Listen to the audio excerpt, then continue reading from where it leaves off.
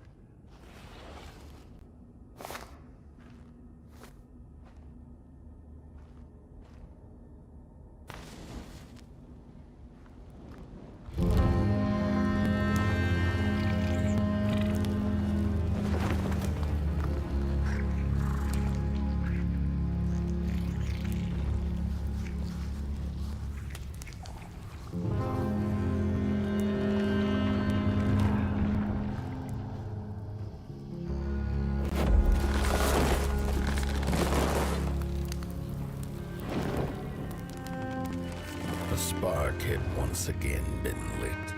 It was told that for the being who kept fire in their heart, all darkness would vanish.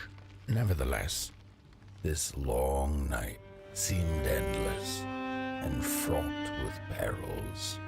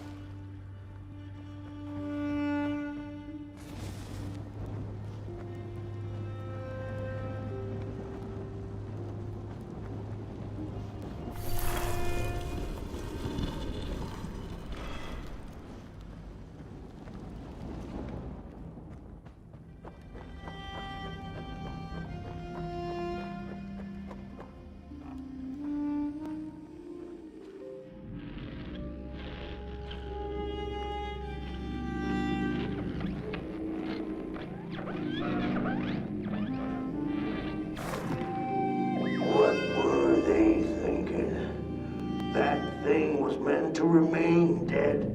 I'm never gonna come out again, no sir, and here it's just me. Lonesome ragdoll with his mask. Alone and at peace. They burned it all away, and for what? Shine a little light on things? I can see just fine in the dark. In the dark, I can see everything clear as day. What were they thinking?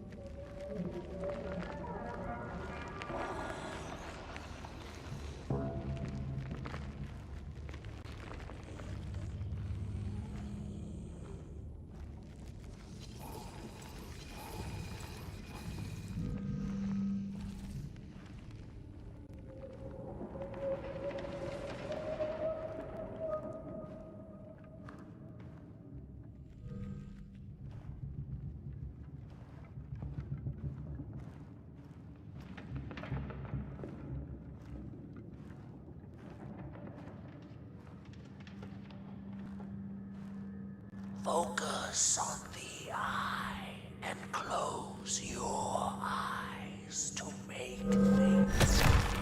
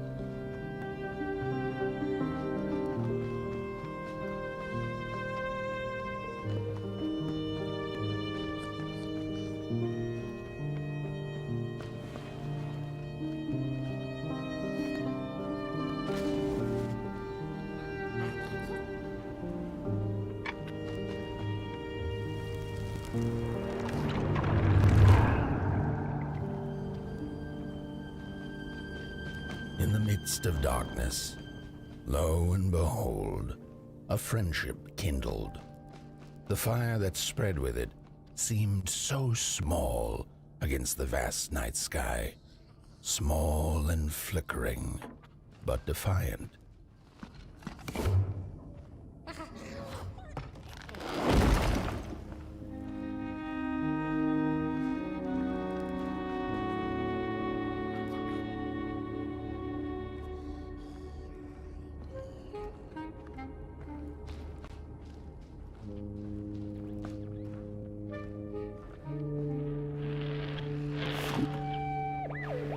With wire, clay, and fire, the craftsmen built the foundations, followed by the trees and the rocks. And after them came little houses for us tiny ones to cower in, for existence was so big, so vast, that without a roof above one's head, one could have fallen straight into the skies. And yet, with all that stuff, they didn't know what to do with us. So I reckon that's why they built the Midnight Walk.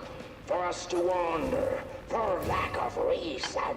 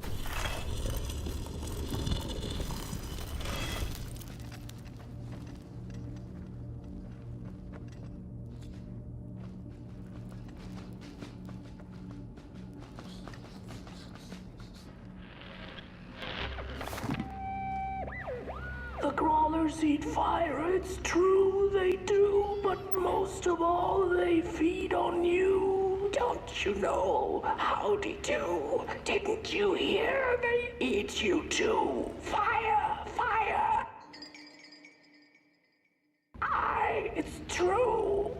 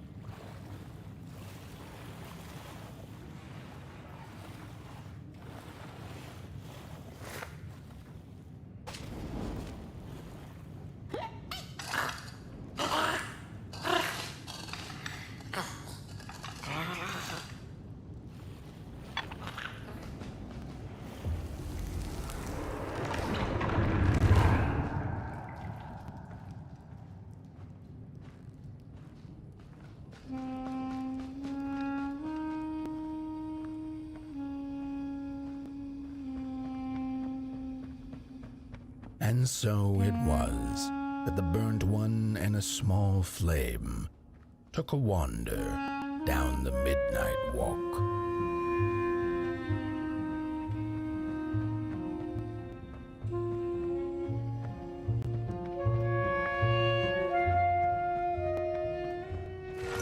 In the closing nights of this era, a wandering flame. How rare, a little pot boy.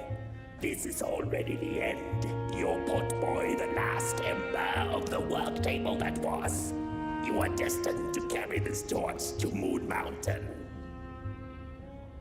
It is inevitable. We must all partake. Your purpose burnt into clay. Your pot boy must spread his fire. Walk now. Spread your fire. Walk, walk, walk.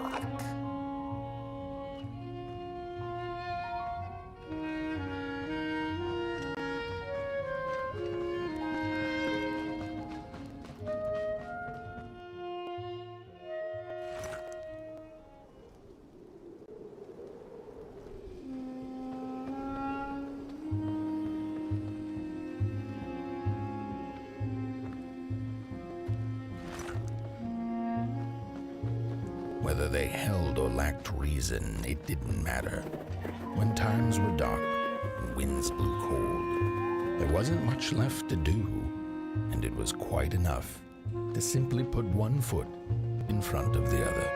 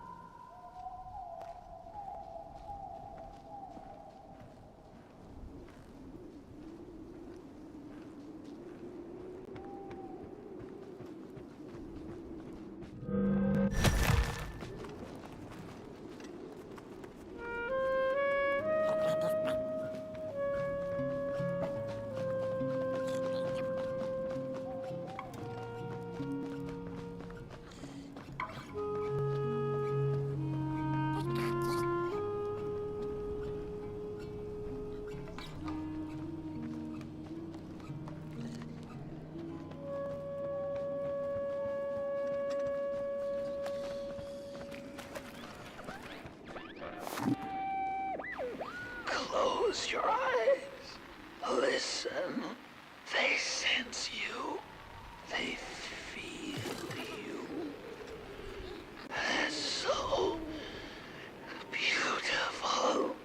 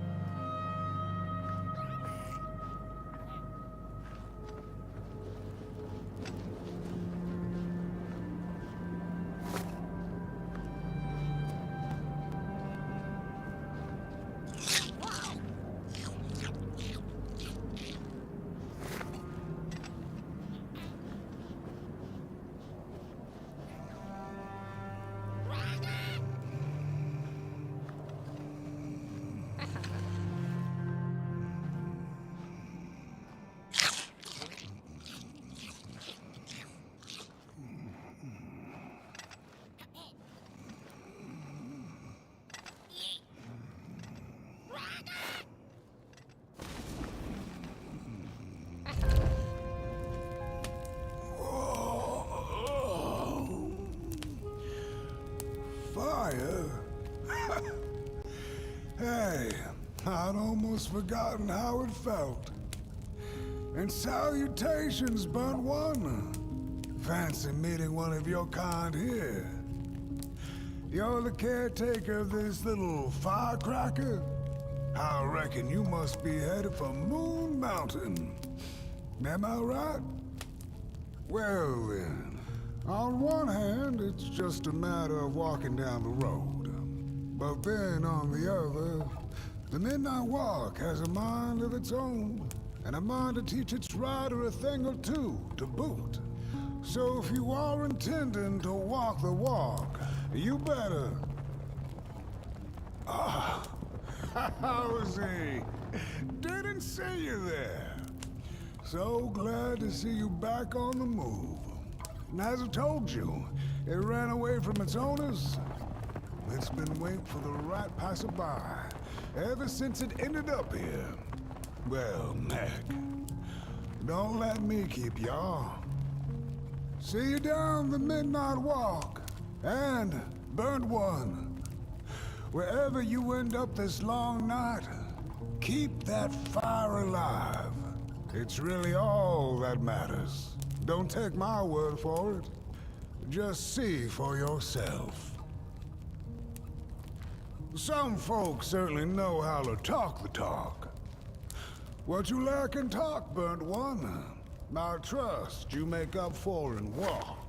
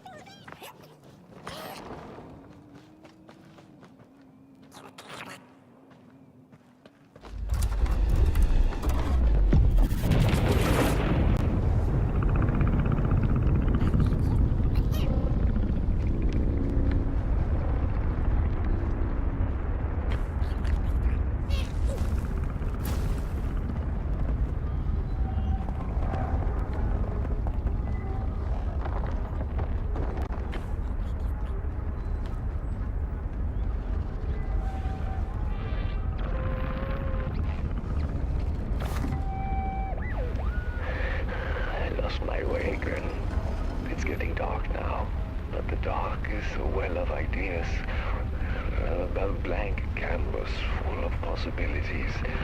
The dark itself is the key. All it needs is a little spark, and then I get what I need. It hungers for fire. So I take a match, I light it, and I offer it. I give it freely. I have to surrender.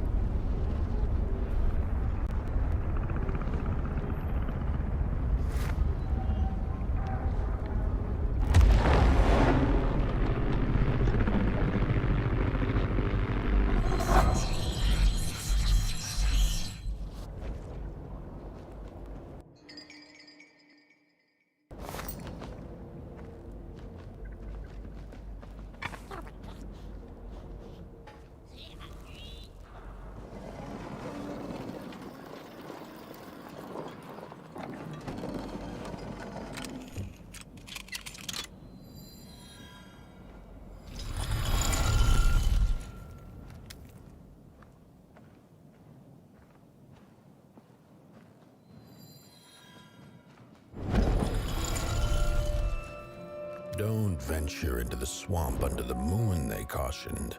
There, wild eyes watch, and itching teeth yearn for succulent heads like ours. Gone are the bodies of old, and they can no longer shield us from the terrors. Get bent, limb tree.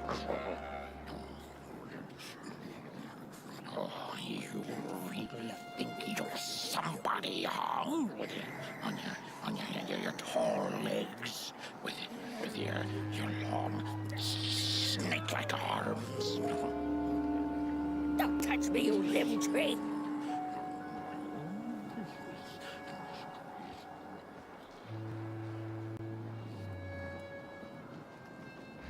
Look at this fancy stick. It's my favorite stick in the whole wide world. It's the best one in my collection. I got no better stick than this stick. Can't believe I found this stick. No, my stick! Give it back! No! Oh, my stick! My favorite stick!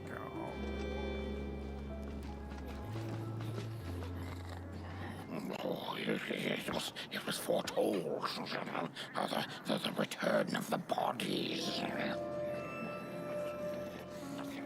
No. No!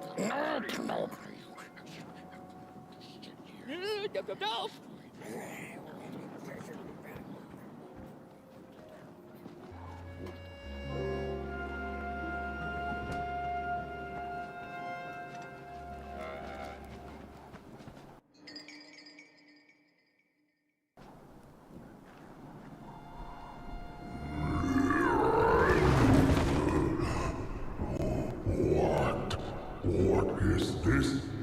Somebody approaches Nobodyville? Your wretched limbs, an affront to nobodiness. Unless your fire can prove itself useful, there will be no passage for you, limb tree. Go away.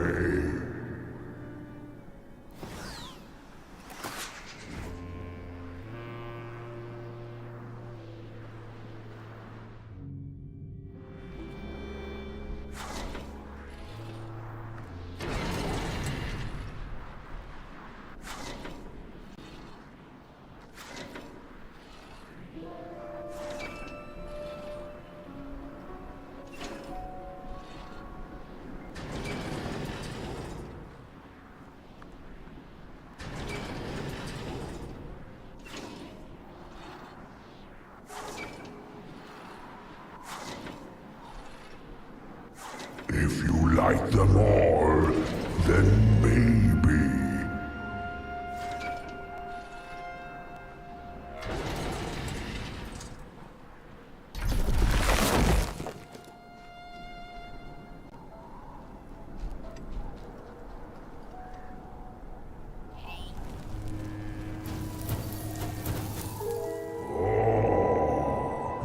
The candles have not been lit since before the great beheading.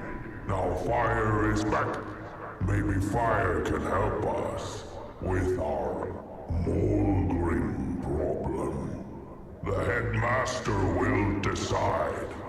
Enter, then.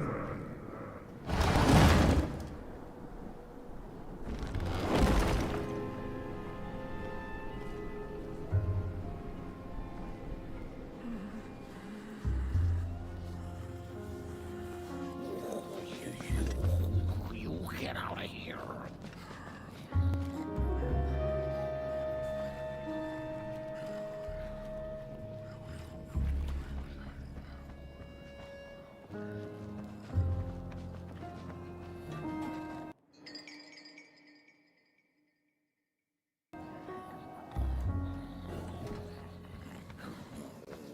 We don't take kindly to somebody's walking around here with 2 feet.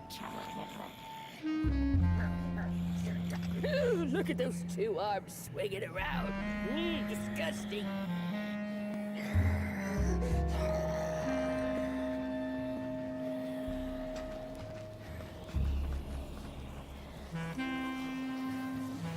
Oh, what do you think you're doing here? You can't be here. You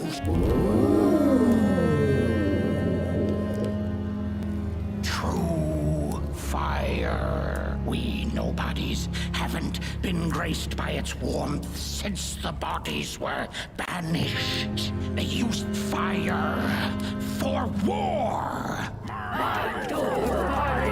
Yes. Now once more, the somebody disturbs our peace and sets fire on things with its tiny fire devil. You must leave at once. Leave or face our...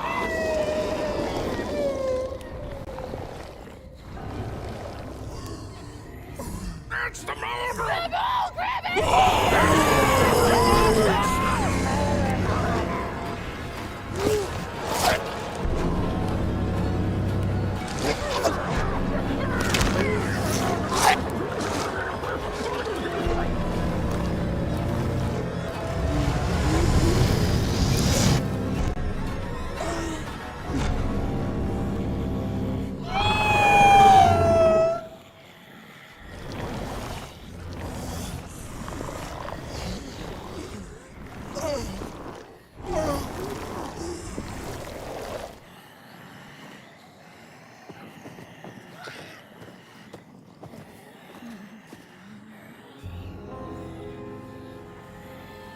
I guess I'm the headmaster now.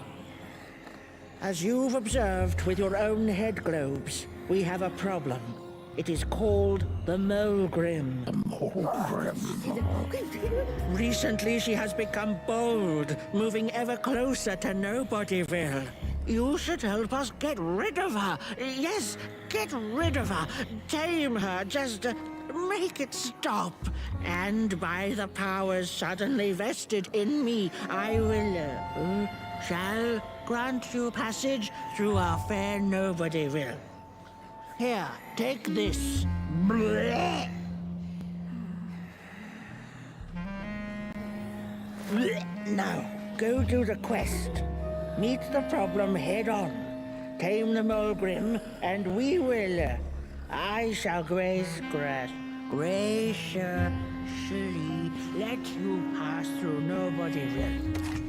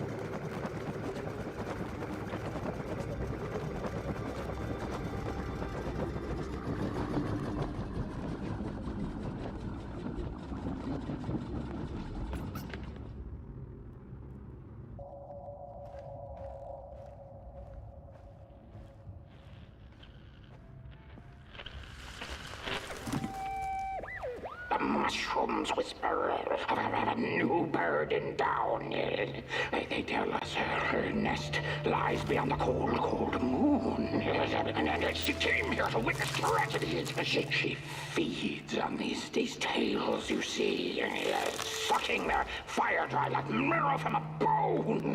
Her eyes are on us now. Like a vulture she waits, knowing that we somebodies are about to tear each other apart.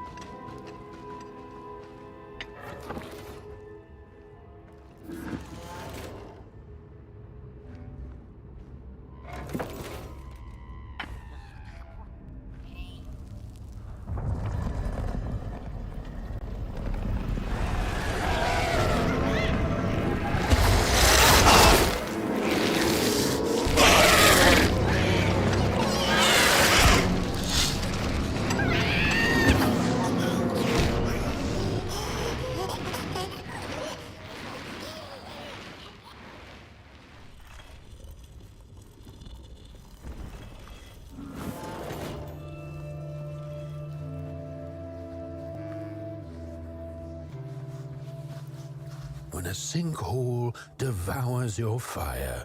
Give it up or dive in after it. An old swamp saying.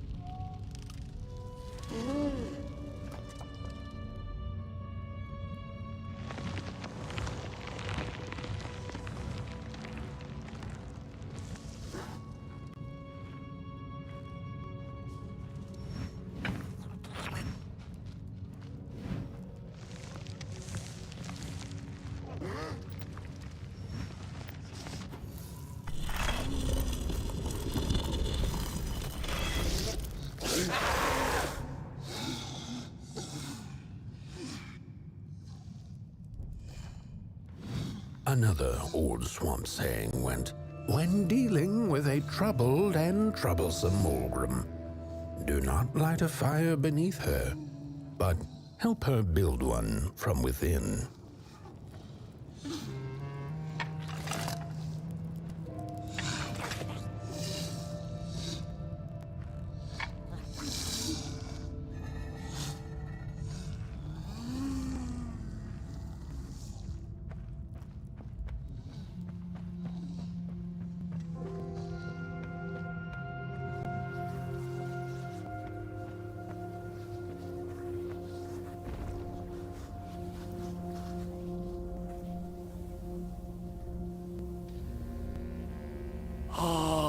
my neck hearkens the anguished howls of the Maulgrim, and the bitter patter of feet.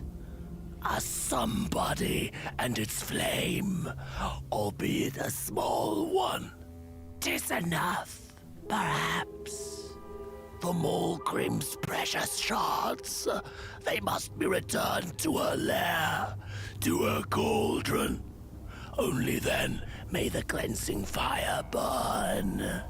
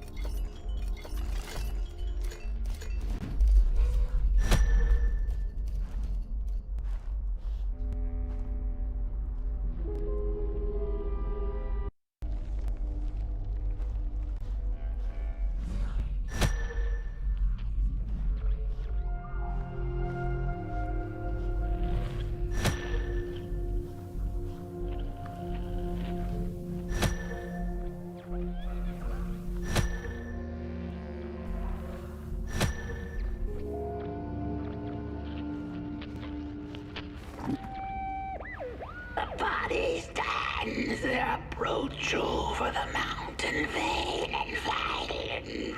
We ragdolls observe, we record, and we memory.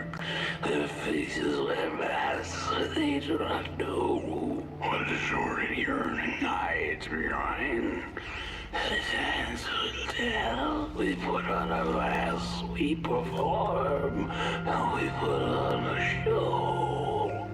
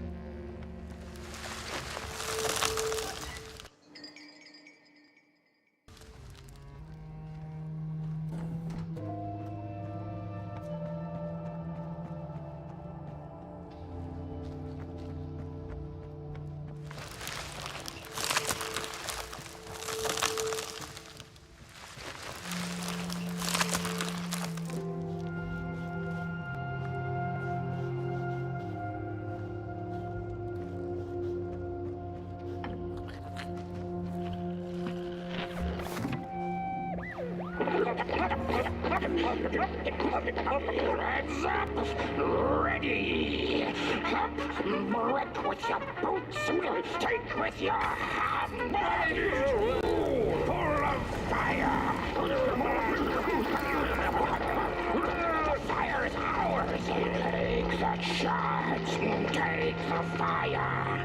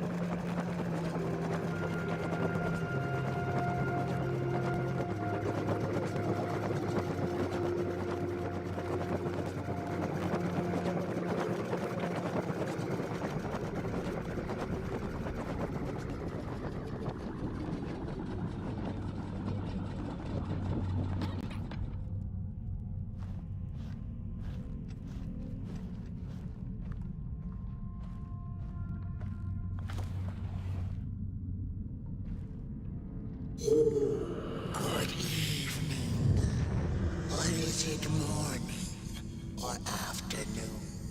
Hard to tell without a sun, isn't it? No, it is most certainly night, or moonbirds hooting wouldn't make sense at all. Speaking of sense, will you help an old bird find some in this story?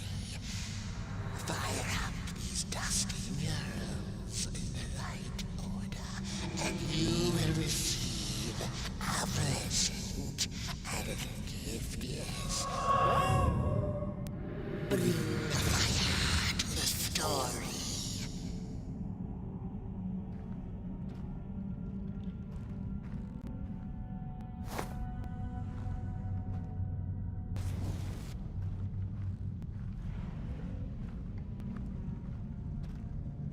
The battle ended with a great, gruesome beheading.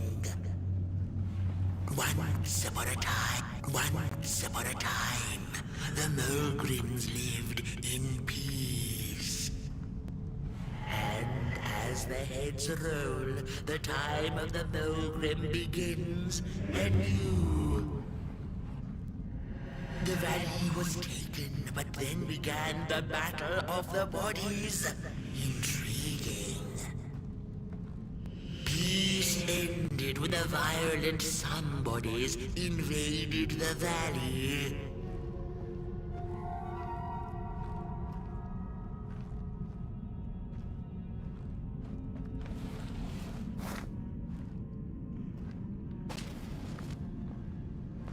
And as the heads... Peace ended when the violent somebodies invaded the valley.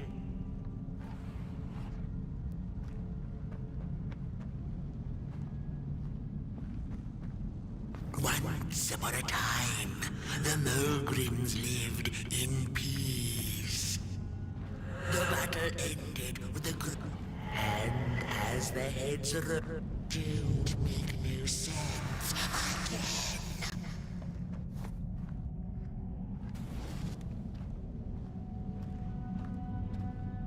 Once upon a time, the Mulgrims lived in peace.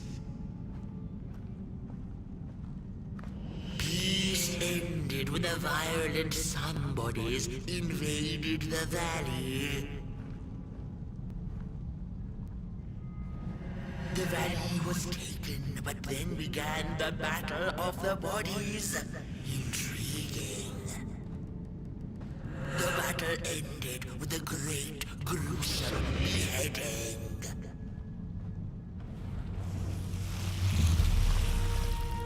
For time immemorial, the Mulgrims had lived in the valley in peace, sharing good eatings and howlings around their fire, which they had inherited from the skies.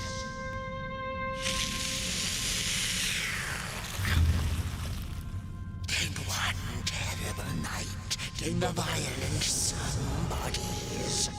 They hunted the Mulgrims for sport and took their fire for themselves.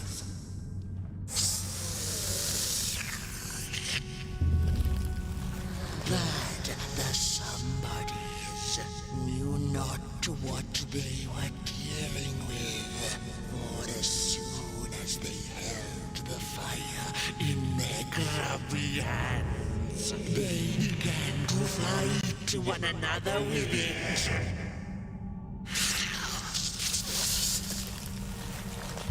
To save themselves from themselves, the cunning heads turned on their bodies and organized a great beheading.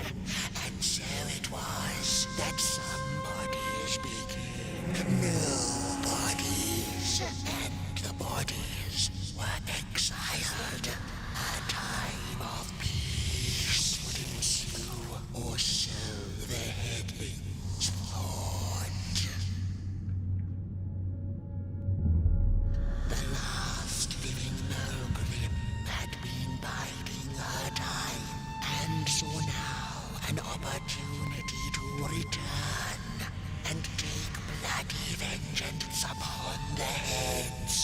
were now left defenseless without their bodies.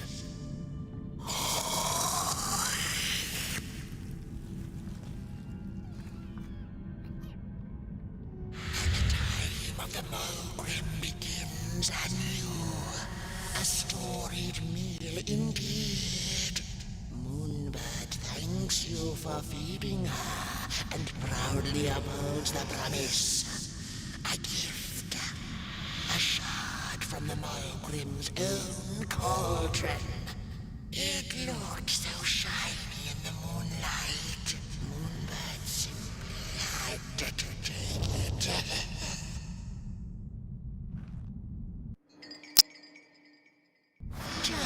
For now, she'll see you in the light.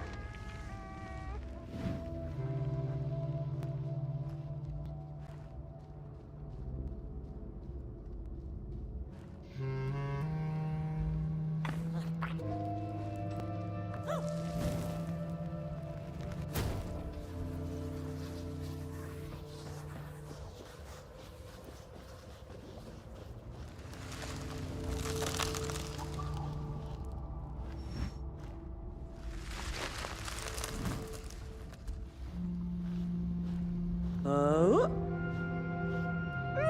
Don't eat me! Well, if you're not gonna gobble me up, then can you maybe take me away from here? Please? Somewhere closer to Nobodyville and away from here. Get me out of this neck hole, please! I'm begging you on my bare chin, and I'll pay you for the effort. Handsomely with a beautiful shard from the Mulgrim's cauldron. I have the Mulgrim's cauldron shard just waiting to be yours.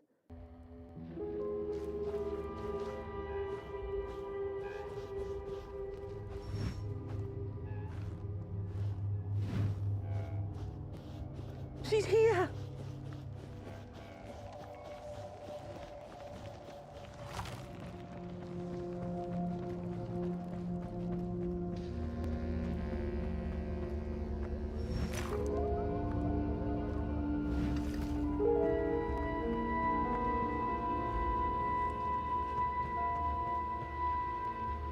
Phew, thanks for saving my neck. And I think I have a reward for you. A real treasure. Blech.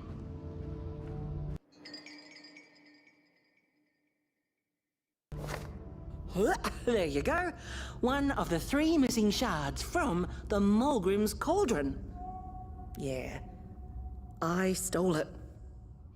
Oh, I thought I could maybe buy me some kind of ticket away from, well, everything. Start anew, you know? A good head on a pair of healthy, strong shoulders. Eyes on the horizon. Gosh, the horizon. Do you know I haven't seen it once since I lost my body? I really do miss my body. It's a real shame when you think about it, you know? The things that we do to ourselves, to one another.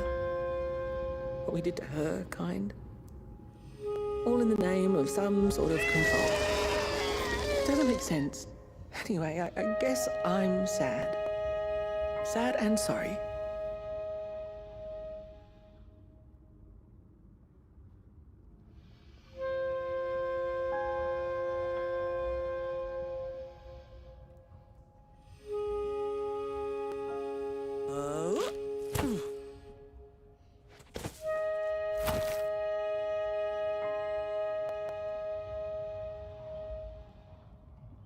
Hey, thanks. You're a great listener.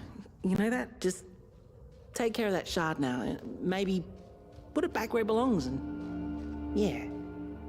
Goodbye.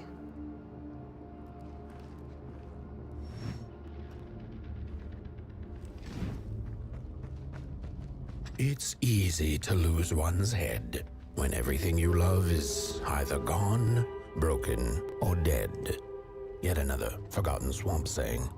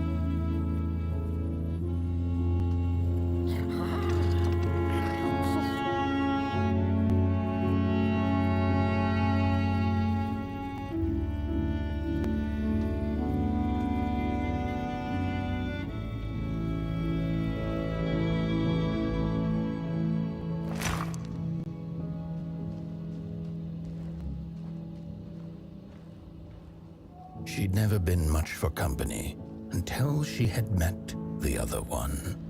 He had shimmering scales, an appetite for life, and carried a faint scent of rotting leaves she found irresistible. Oh, how they used to laugh at the distant stars, bitterly, together.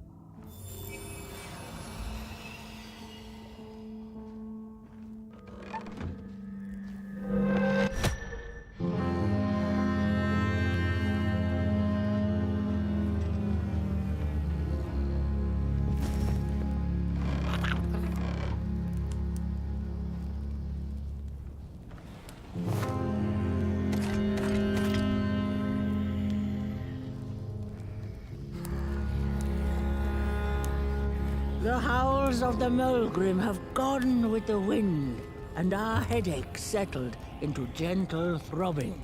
Thank you, somebody, for you have not only graciously saved our necks, but also demonstrated the value of brain mass and heart blob working together. Could it be time for the bodies to return? We must convene on this matter, and you and your wandering flame must now leave through our gates and keep on walking the midnight walk to Moon Mountain. Mountain! Here you go, somebody. This key will open the town gates.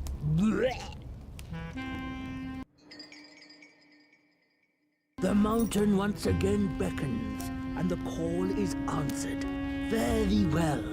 And take good care of your flame. The dark itself is hungry.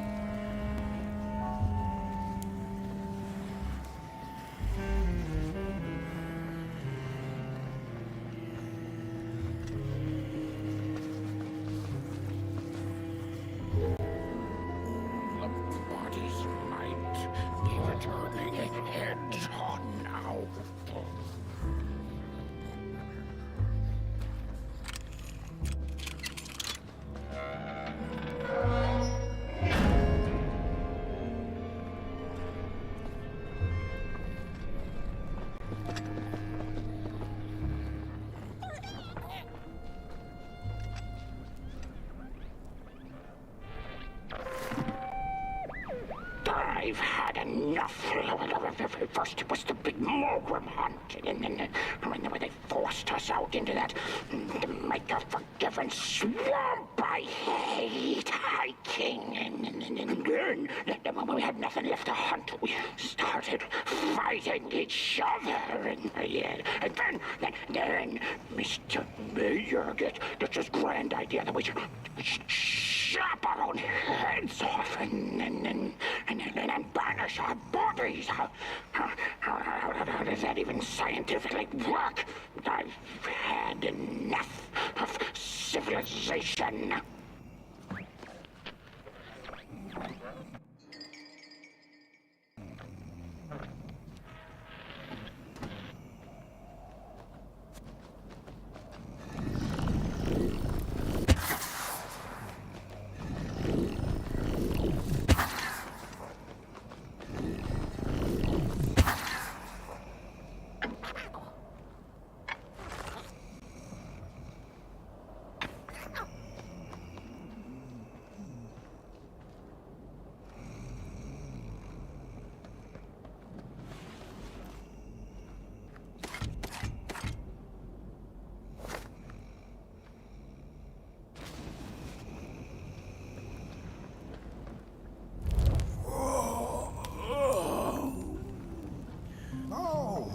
Back from a little swamp detour, huh?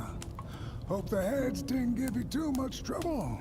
At least your head looks attached to its shoulders and your friend's is, well, burning. So do not despair. Should you once again lose your way along the midnight walk, you're probably meant to.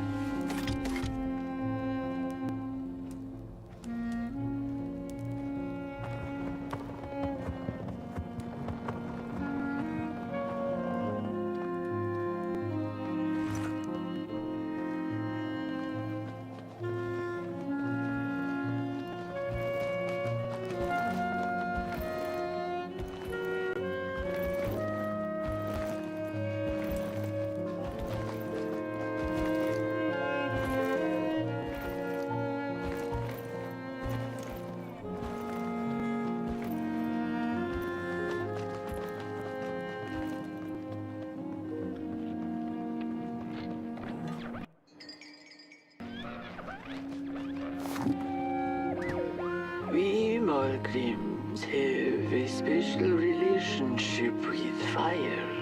We do not cook over it. We do shed shadows around it. We care not for its warmth. Ours is a different connection entirely. Fire is our window to truth and into the world beyond clay, to which we must return. We are noble beings, bringers of bugs, slime, and mushrooms to help decompose the old and to bring about the new. We are the caretakers of this world, and woe be to those who seek to end us, for they seek to end themselves.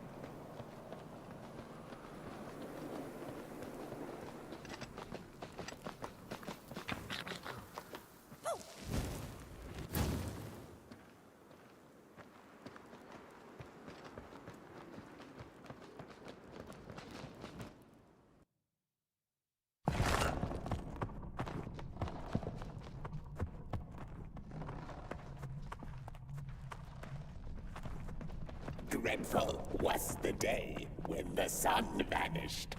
The waters dried up, birds went quiet, and the dark itself seeped unchecked into the work table as the cold, chewed paper moon rose over the mountain.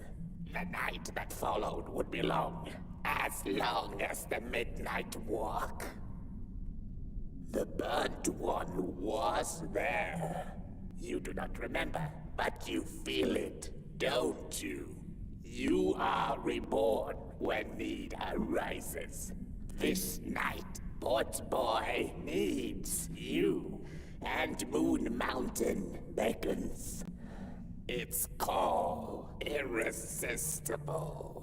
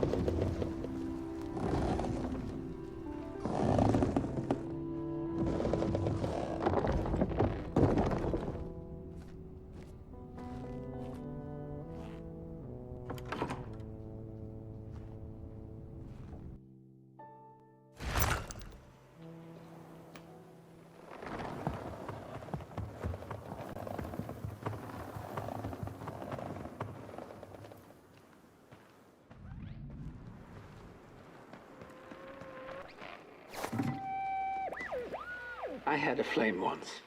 It was beautiful and bright. It spread its light, brought me and my neighbors warmth. and it was always hungry. No matter how much I fed it, it kept on growing and growing. And one day it got big enough to start walking the long road. I didn't guide it. It dragged me along for the ride. I followed it for a long time. Would the road ever end? What was the point of the walk? Things kind of spiraled. Road took me on dangerous detours that didn't make sense. Before I knew it, my flame began to fade until it... Well, I don't think I was meant to carry this flame.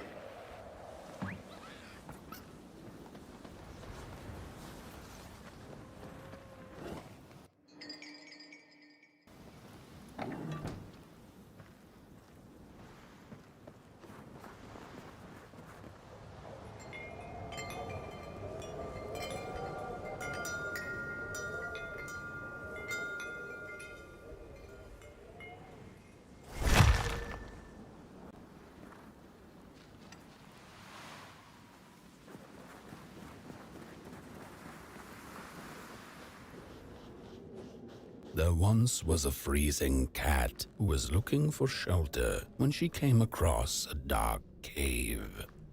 "Step into my abode," offered the dark.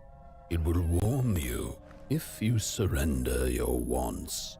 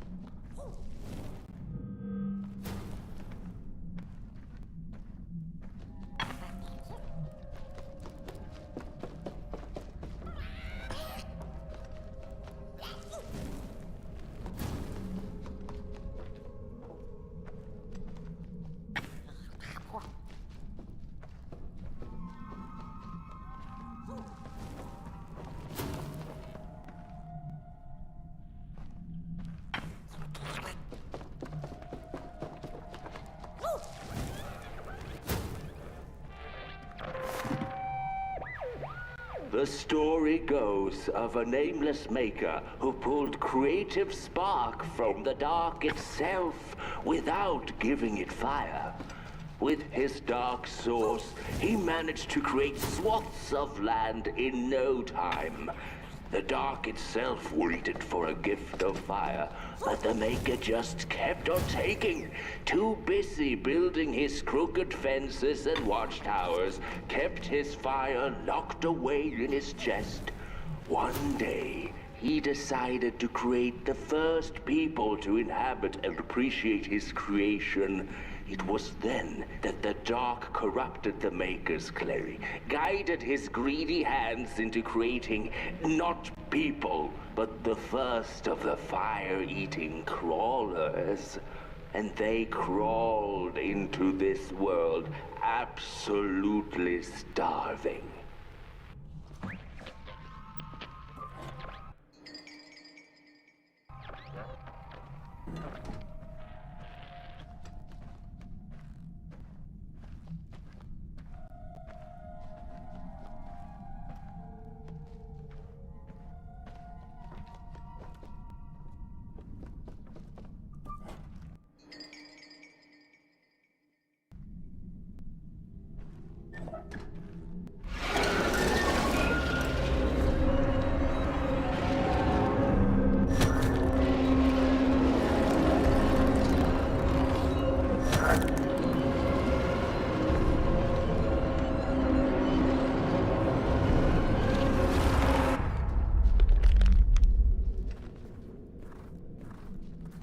The dark's eyes were much too big and watchful for the cat's liking.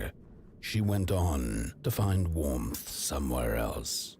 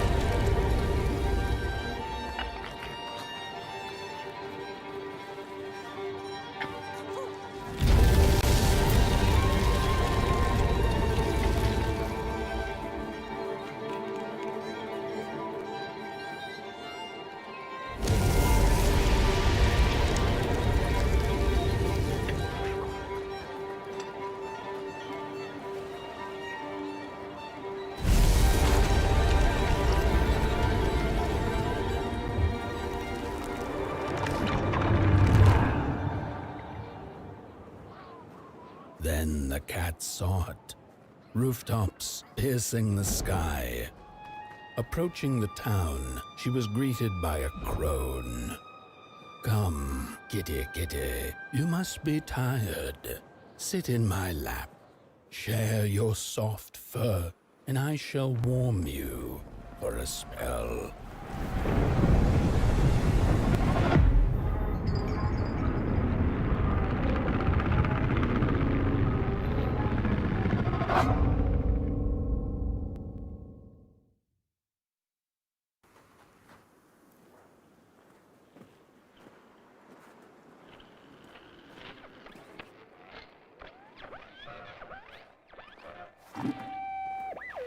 Hello, Mother. The well said to give it a match, so you and I could talk again. I hope this works, because that was my last one, and well, it's cold now. But it doesn't matter. We can finally talk after everything. So, how are you? Do they have fire where you are? Not the hellish kind, I hope. Is Father there too? I think you should talk to him again.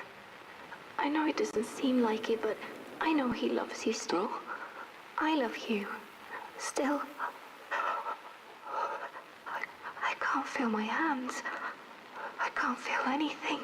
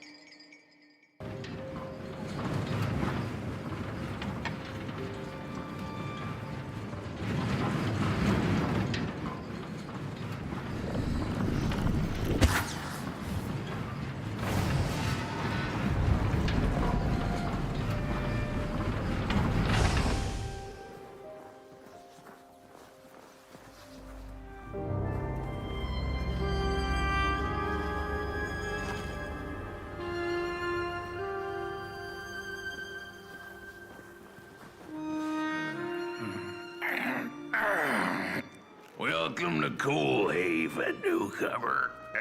Good to see a flame in these parts again.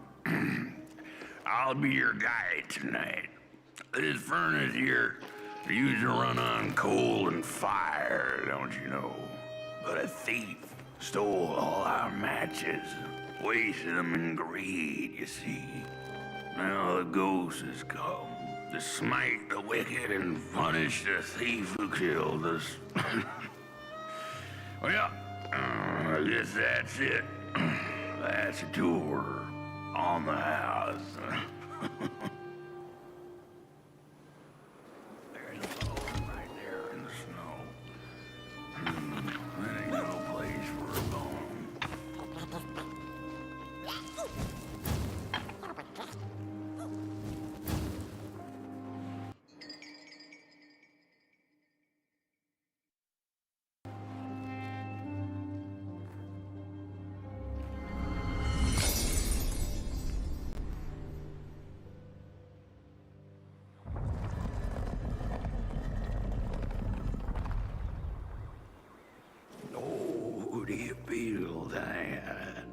Something's changing. That furnace was the soul of the city. We used to worship it, us coal miners did. Fed it trees and fire like it was a hungry, angry god. This broken body's going nowhere. But yours is. Walk the streets. Listen.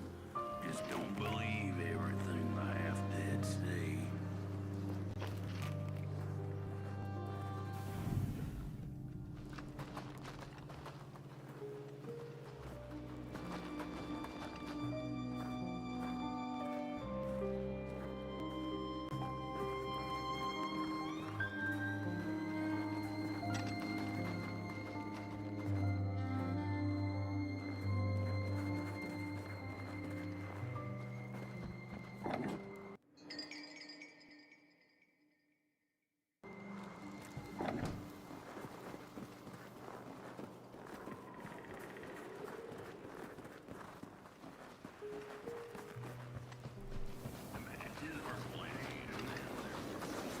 The cat didn't like the crone's crude pettings. Her hands tugged at her fur. Now, rest still, the crone said, as she pulled out a crooked knife. The cat was quick and escaped just in time.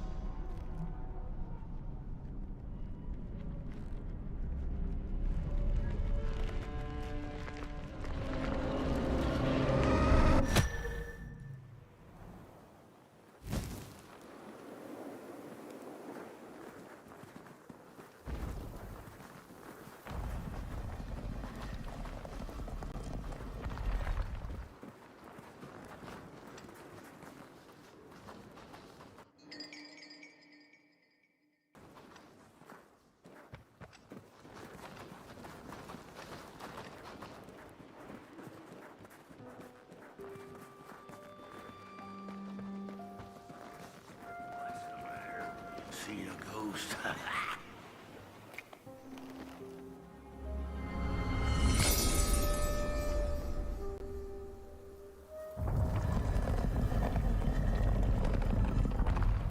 The thief loved the stars. Would have plucked them out of the sky if it were possible. But the dark itself stole her stars, turned the thief's sky as black as a cup of joe. And so the thief began to steal matches and lit them, hundreds of them, like little stars of her own. The crooked path to the house on the hill lies over.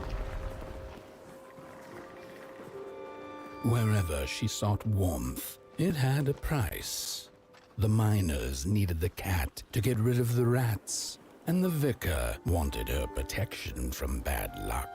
Bony hands reached out from all around her, trying to grab her.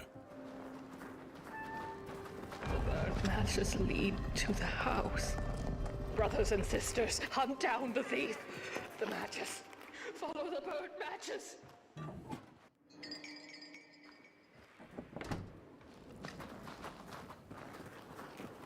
The trail of burnt matches. We're running out of matches. The furnace is dead.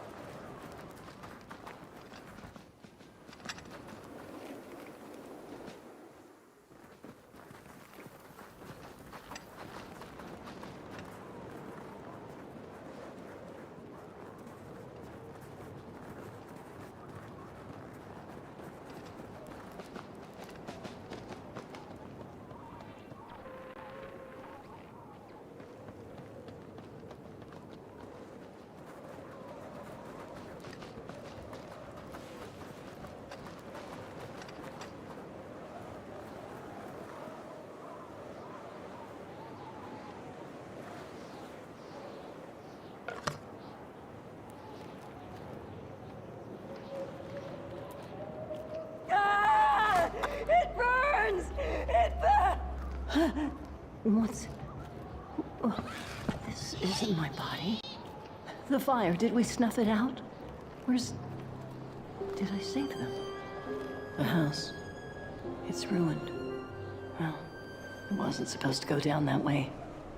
They locked the door, threw the key into the woods. Huh. There was so much anger, and now there's nothing. This body is so uncomfortable.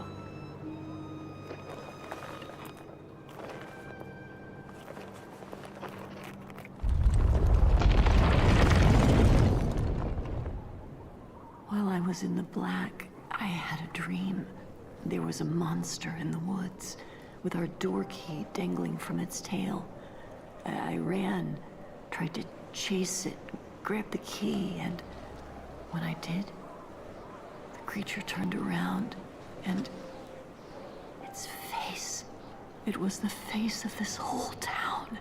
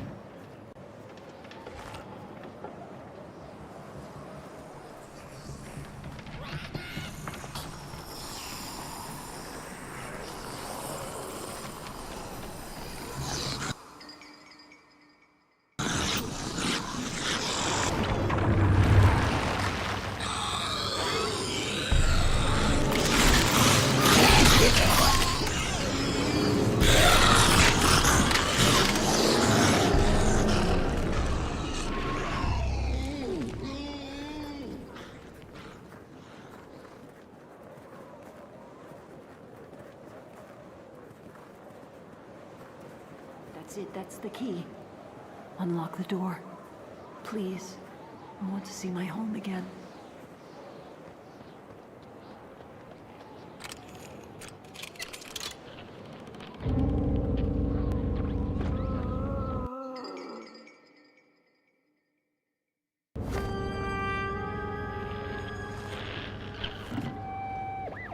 Furnace is getting weak. Council says we're running out of matches. We'll have to harvest more trees then. I don't like it. Losing the forest like this. Not like we The have a cat choice. felt as if the walls around her were growing taller, the alleyways narrowing. Turning a corner, she bumped into a girl sitting in the snow. In her bony little hands, a lit match. "What do you think of my star?" the girl asked. "Isn't it pretty?"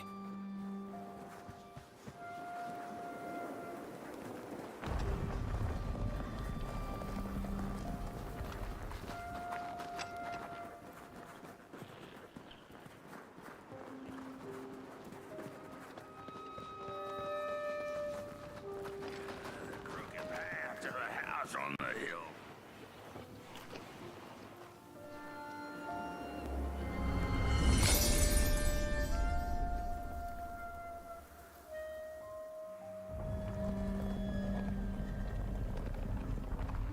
With no matches left, we couldn't light the furnace.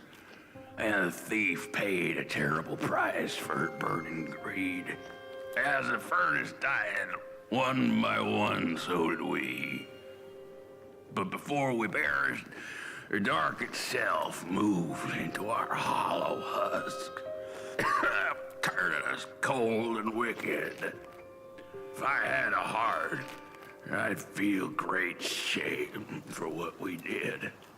I'd feel great shame for what we did. The old man feels it too. Should have been long dead with the rest. He just wasn't ready to go.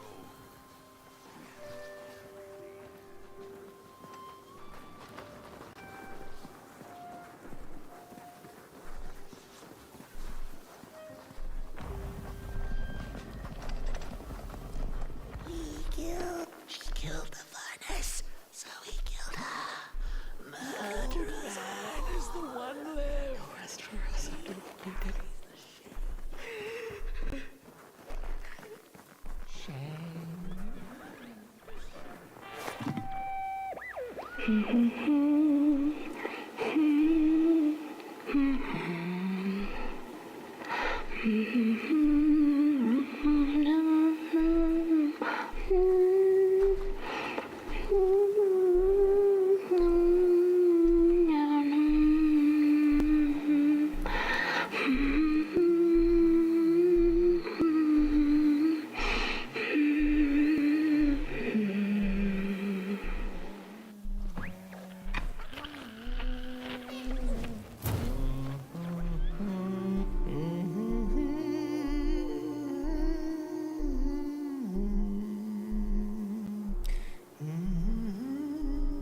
Oh, that voice. What I wouldn't give to hear her sing again. Those sweet, sweet tunes like fallen leaves of the trees that were. Such a waste. Such a shame. I wish I could hear her sing again. Just once. Just once. Oh, I know she stole from us. I know what she did to our town. She could sing. This town's not much without fire, no. It's even less without song. If I could just hear that lullaby one last time, I know I'd be able to move on.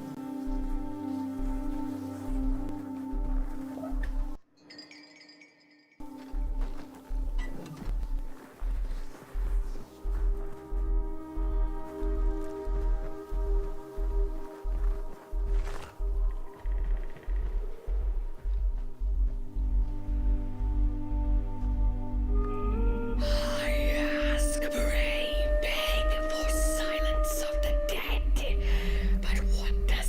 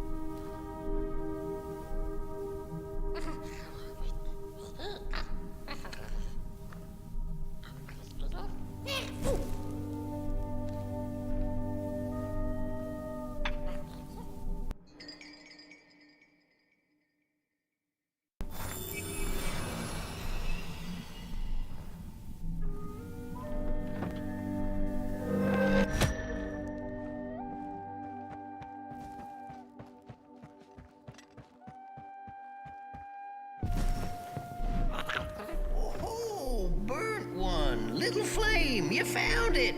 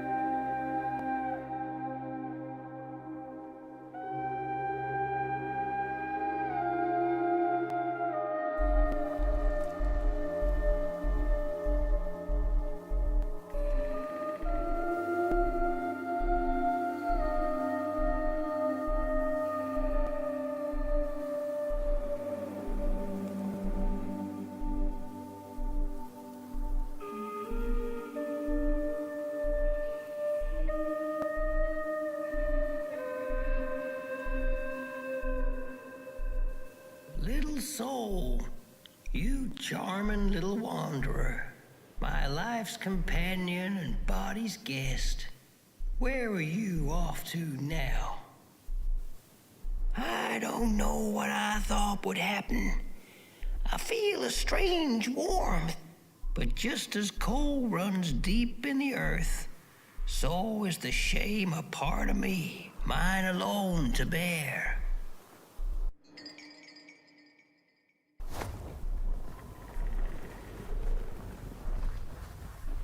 The girl offered her burning match, her last star, but the cat could tell she needed it all for herself. Grateful for her unconditional kindness, the cat left her to her ghosts. There are many bones out there, you know.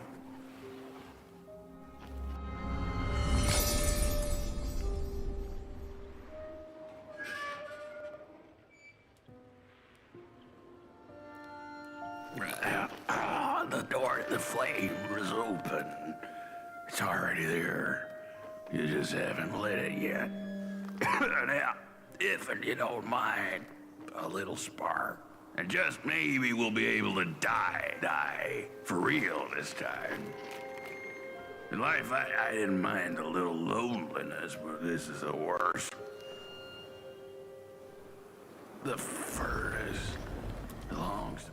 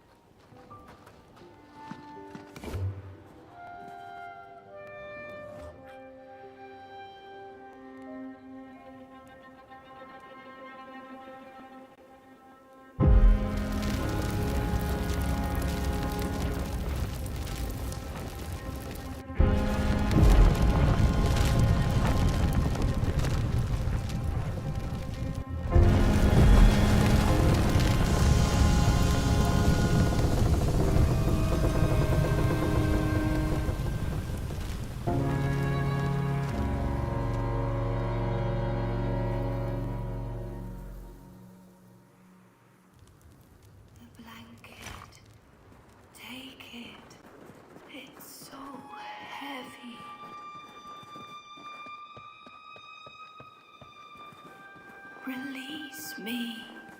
Remove the shroud. Light the match. The match. Light it. Please. One last star. Light the match. Thank you.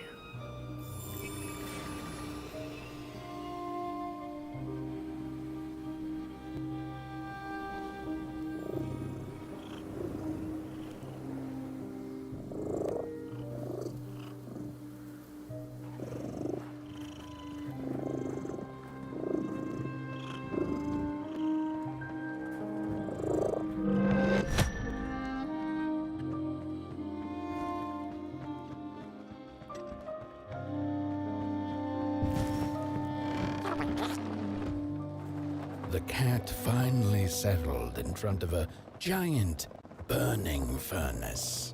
In its bright flames, she could glimpse a dark future. This did not matter to her, for now she was eternally warm and at peace.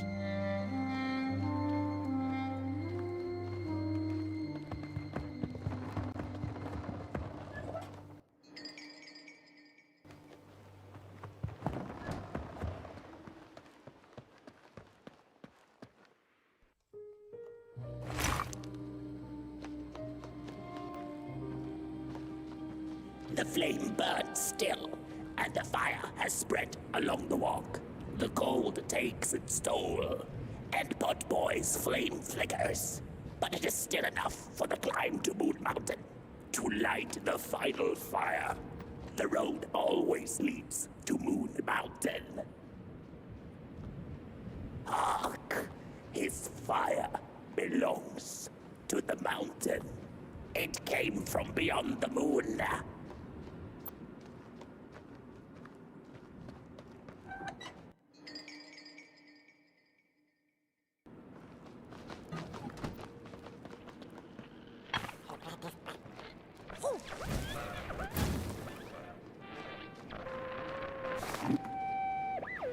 There's a fella who watches over the midnight walk, pointy hat and hollow gaze. He's been around longer than you or I. Some say he was one of the first sculptures to have breath. Some say he's not from around here, but from another maker's work table entirely. Some say he's seen what lies beyond Moon Mountain. But I just think he's lost like the rest of us, and he's waiting for the right one to come along. Waiting for something that'll give him that eureka for his song. He keeps his banjo by his side, but he never plays it. Strange, but he's in no hurry. He's got all the time in the world.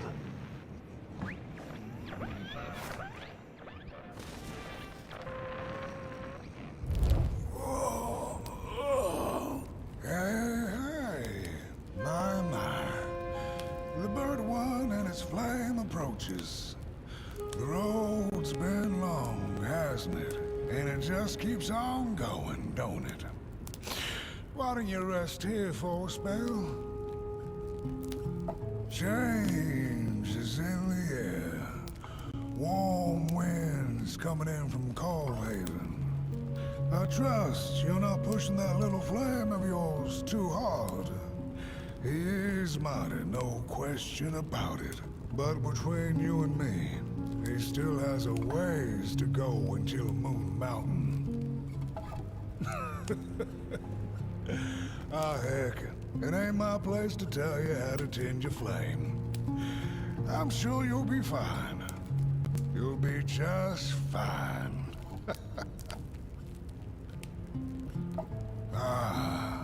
To feel at home wherever you walk. How's it? What a friend to have on the road, huh? Now, there's an open door invitation, if I've ever seen one. Go on in then. Get some rest. I'll keep watch.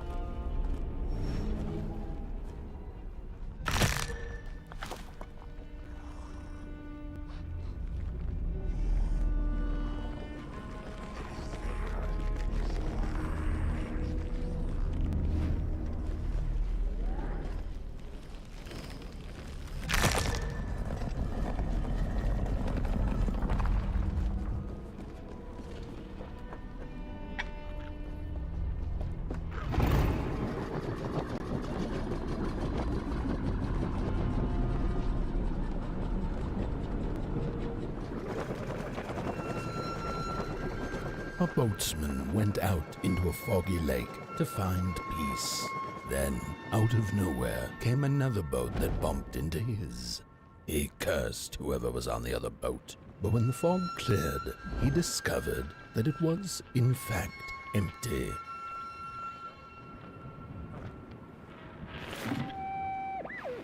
The sarcophagi are molds, rebirthing the bodies of the burnt one. Failure after failure, they keep coming back. They lie dormant, and then they awake at an appropriate time, hearing tongues of dark to perform a task. The taskmaster unknown, doom spelled on the flip side of a coin. Little dolls in a dollhouse made of matches.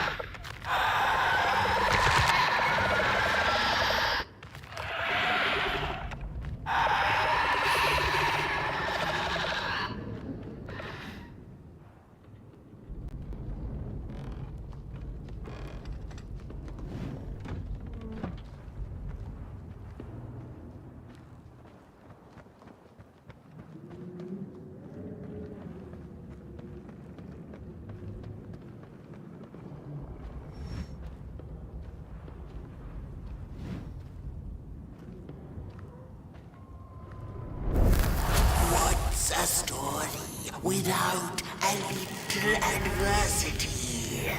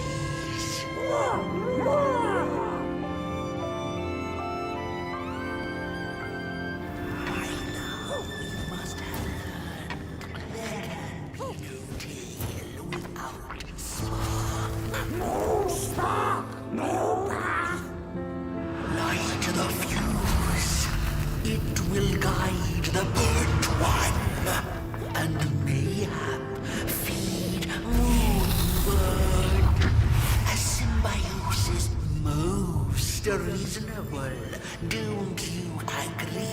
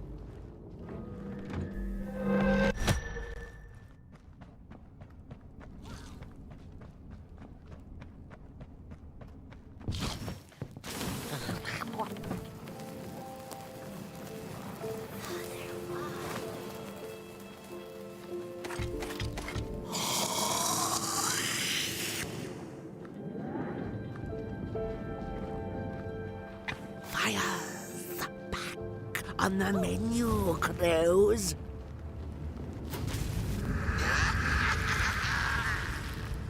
Why are they here? There's nothing here.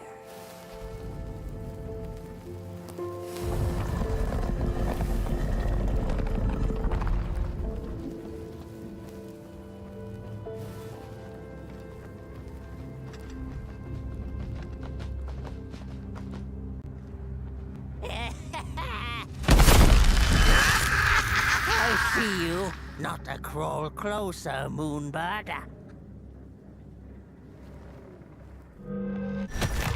I see you. Not a crawl closer, Moonbird.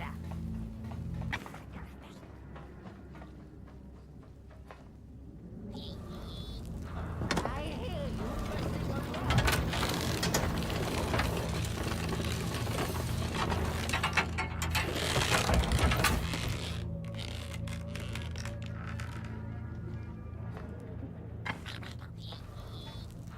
I hear you messing around.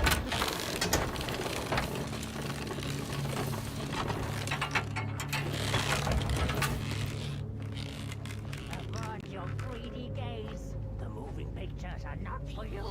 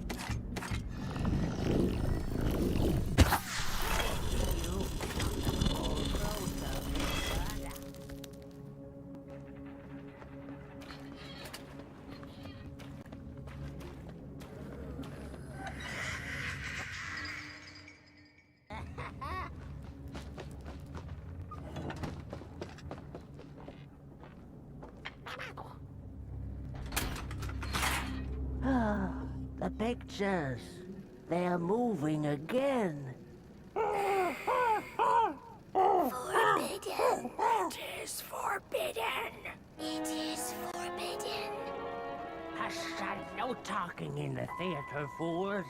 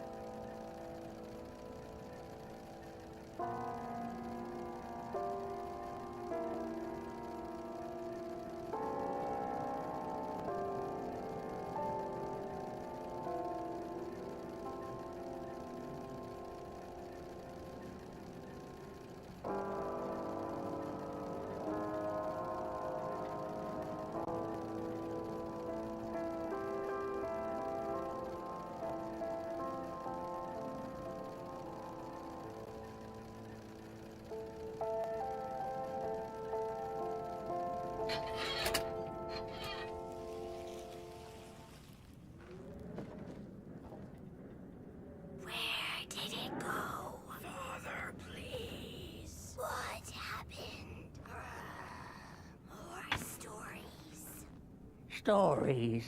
How I cherish them. Real as clay, as palpable as the midnight air. They're all we have left once the dark has taken the last campfire from us. The projectors tell a story of failure.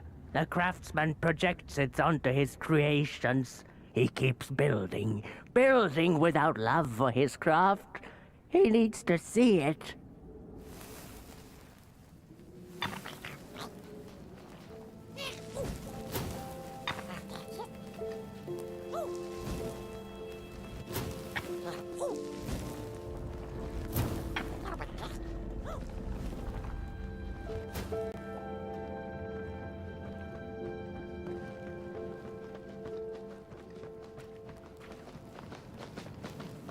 The potter, stuck in the sinking clay in which he had dug so greedily, spoke his final verse.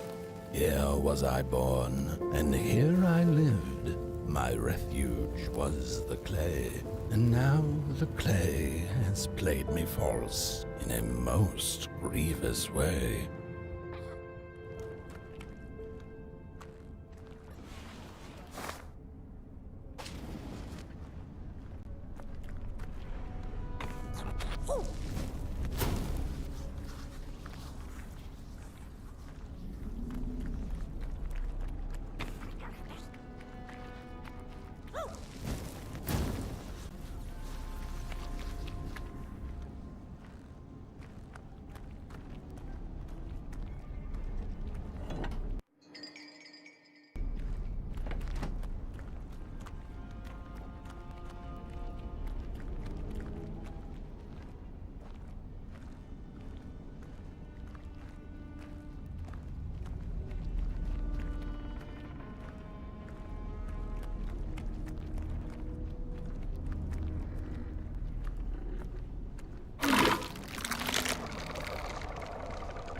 Three blind explorers discovered a sleeping beast. Each of them touched it and described it to one another. Its skin is coarse, said one. No, its ears are big, exclaimed another. The teeth are its most prominent feature, declared the third. Who was right or wrong mattered little, as the beast awoke and ate them all.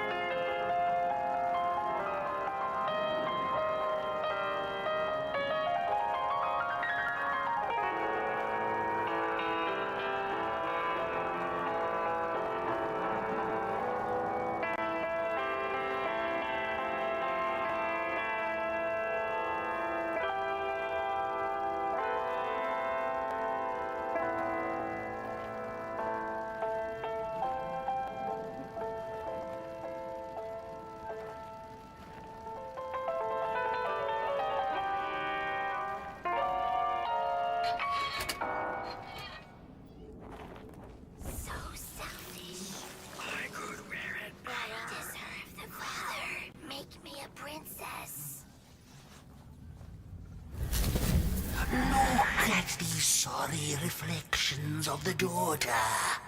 None of them will ever dance, ever feel the warmth of their maker's heart. They can never be enough.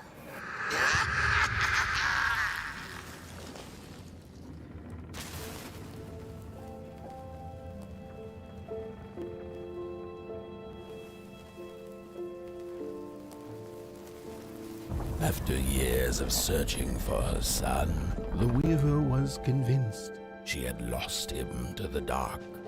One night, there came a knock upon the door. "It's your son," said a voice. "Please let me in." Thinking this was some cruel spirit come to mock her grief, she remained silent until her son gave up and left, never to return again.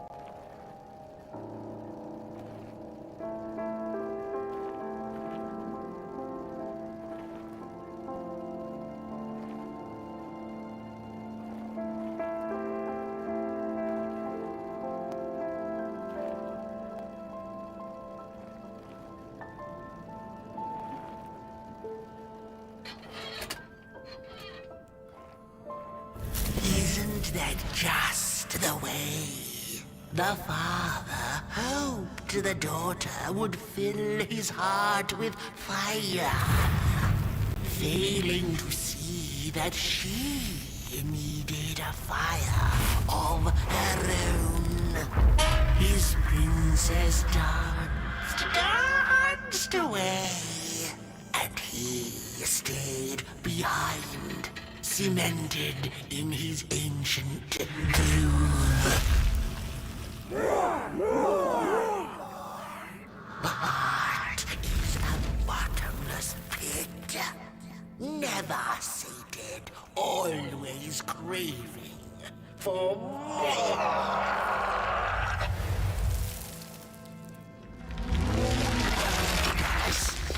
Enough. Keep on walking the midnight walk then. Don't run. All the way to your inferno doom. She will be there to gobble up the empties.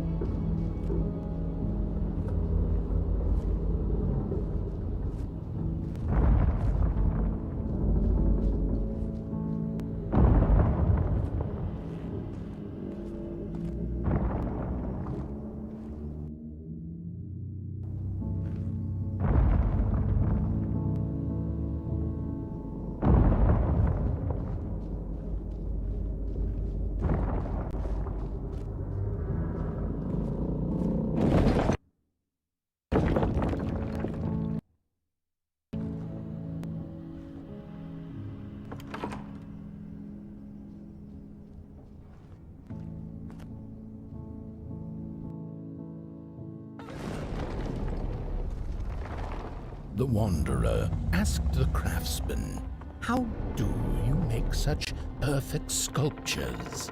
To which he replied, "Oh, there's nothing to it really. I go into the dark woods, I find the sculpture already waiting inside a tree, and then it's just a matter of carving it out."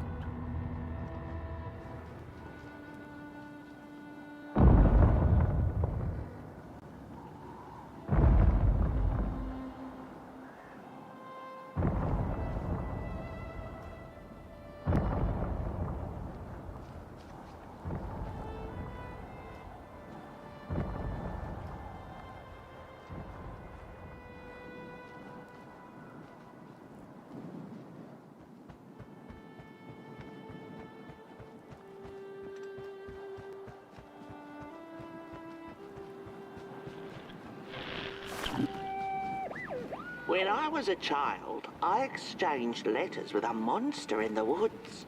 We were best pals, and we shared all our secrets with each other. One day, my sister told me that the monster wasn't real, that she'd written me all those letters to play a joke on me. But the joke's on her, because I knew the truth about the monster in the woods, and we exchange letters to this day.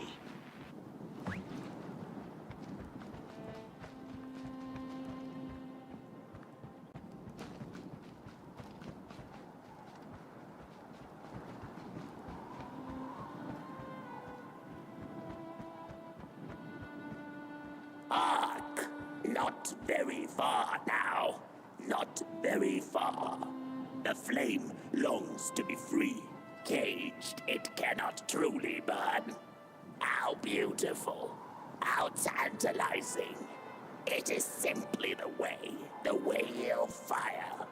It is what it is.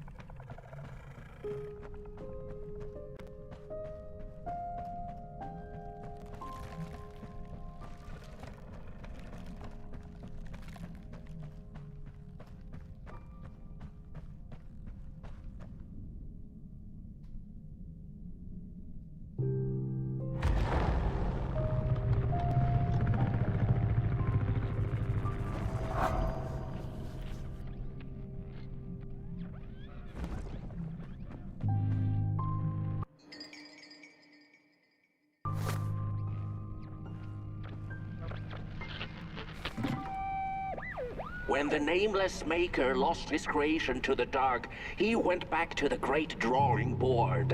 In his desperation to regain control, he made an attempt to sculpt the face of the dark itself, something he thought he'd glimpsed in his nightmares.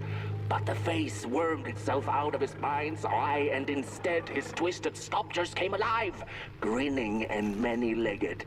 Thus, the grinners escaped and seeped into this world as a reminder to the maker that there is always something to smile about, even when things don't go the way you hoped.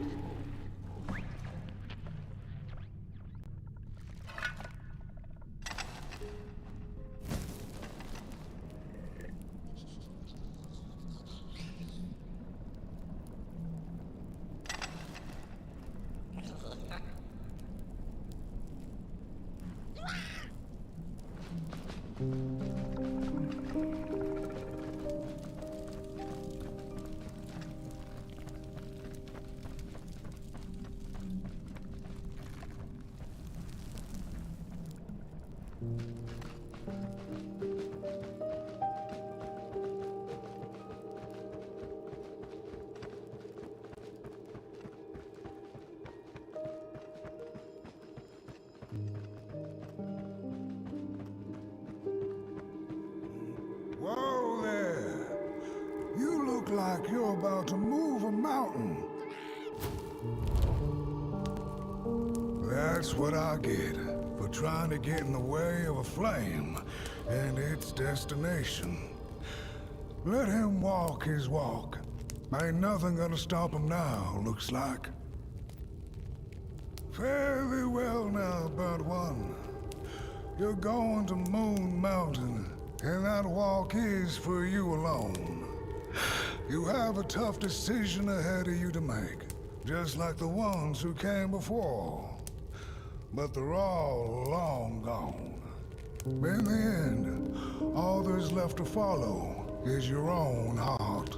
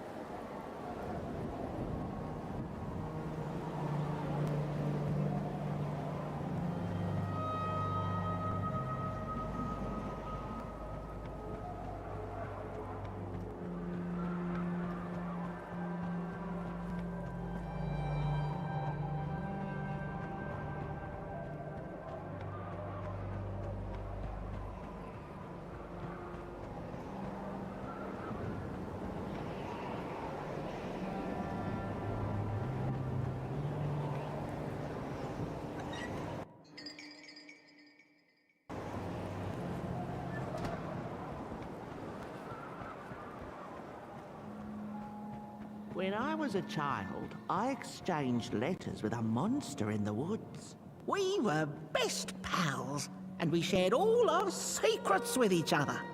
One day, my sister told me that the monster wasn't real, that she'd written me all those letters to play a joke on me. But the joke's on her, because I knew the truth about the monster in the woods, and we exchange letters to this day. Oi! You the caretaker of this little fireball? What were you thinking, letting him run off? Don't you know how precious he is? Oh, yes you are. A real sunbeam. Who took the sun away? We Merkles used to ask until it finally ceased to matter.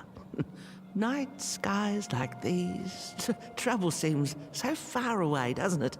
I mean, isn't this just exactly my point? I used to be afraid of the dark. So much so that I became obsessed with these huge electric lamps left behind by the craftsmen of old. Couldn't pry myself away from them. I'd sleep outdoors and under their blinding radiance. One day, I woke up to the noise of quivering planks and nails. And would you believe it was my own house leaving me? It had gotten so restless it grew a pair of legs, took a name and went on a hike. Housey was its name, bless its soul. Houses have no imagination. But I bet it had a grander adventure than I could ever imagine.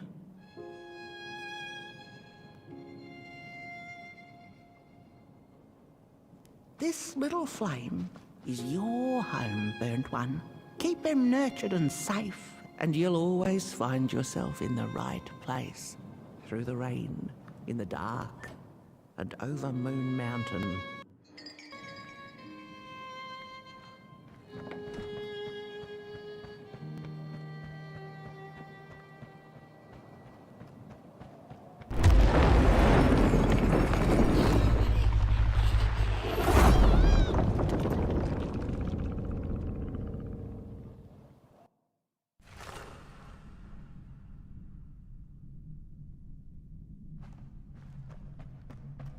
What is the dark? Is it ugly and cruel? Is it a place for monstrosities, for fools lost in the woods? A terrible void where all your nightmares come true.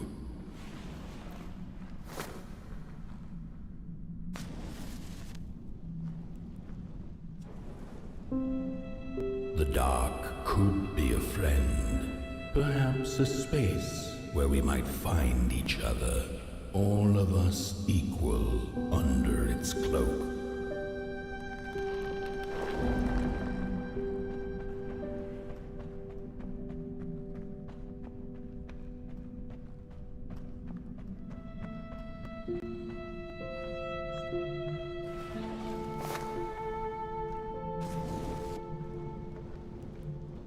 The dark could be an embrace and the release of the old, like taking off a tight shoe, laying bare one's feet, and taking a first step onto a new adventure.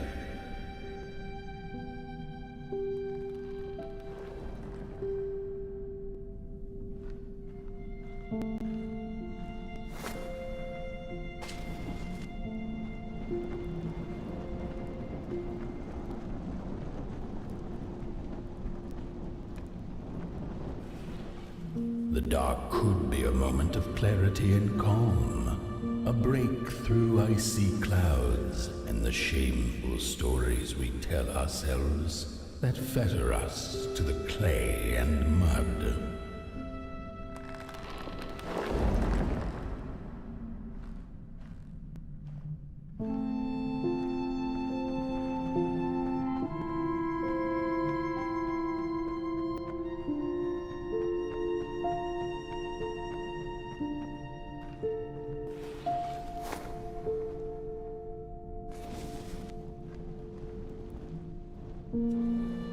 The dark could be the space and time that we need to recover from the death of a dream and the quiet promise of new beginnings waiting on the other side of grief.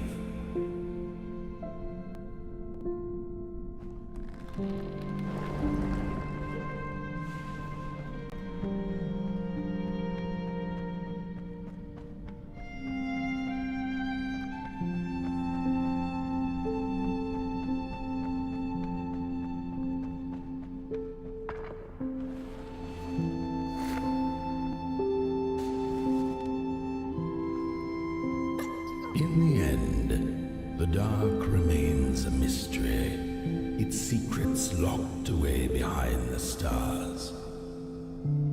But one can rest assured that it is always there, watching, patiently waiting for us to enter it, with fire in our hearts and with eyes wide open.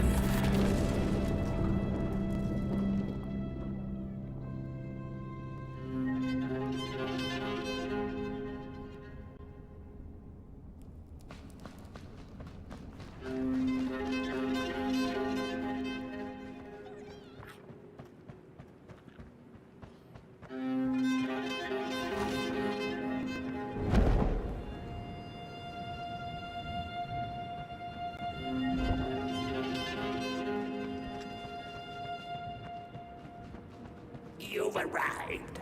Hark!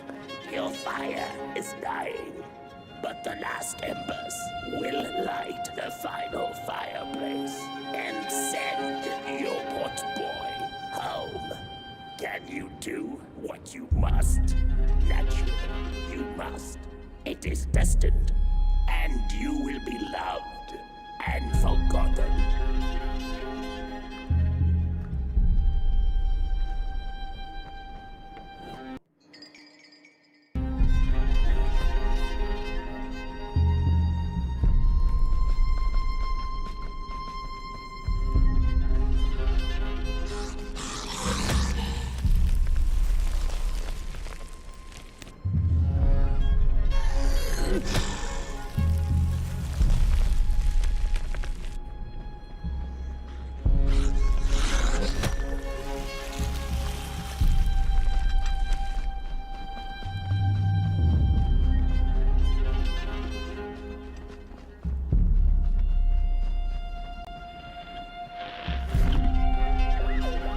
The first two-legged beings did prosper under the first sun, but it didn't matter how much they bathed in its light.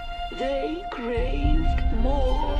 They sought to cage the sun, harness its power, and make it theirs. But the makers, in their foresight, had put the sun far, far away, so far that no creature could reach it. That's why, in their desperation, the two-legged ones began to collect matches, lighting them like minuscule suns of their own. But there are only so many matches in this world, and one day they'll run out, and they shall once again look to the sun.